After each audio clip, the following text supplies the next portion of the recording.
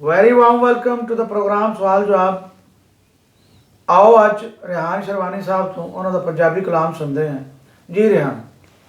ਹਨੇਰੇ ਵੰਡਣ ਆਲੇ ਫਿਰਦੇ ਨੇ ਚਾਰੋਂ ਫੇਰੇ, ਜਿਹੜਾ ਵੀ ਆਇਆ ਲਿਆਇਆ ਅਜਬ ਹਨੇਰੇ। ਲੋਕ ਫਿਰਦੇ ਨੇ ਚਾਨਣ ਲੱਭਦੇ, ਮਗਰ ਜਿਹੜਾ ਵੀ ਆਇਆ ਲਿਆਇਆ ਅਜਬ ਹਨੇਰੇ।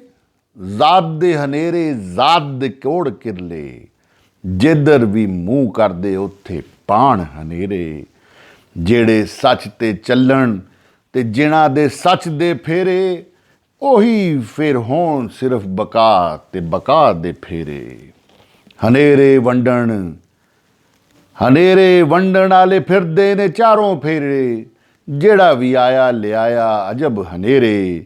ਲੋਕ ਫਿਰਦੇ ਨੇ ਚਾਨਣ ਲੱਭਦੇ, ਮਗਰ ਜਿਹੜਾ ਵੀ ਆਇਆ ਲਿਆਇਆ ਅਜਬ ਹਨੇਰੇ।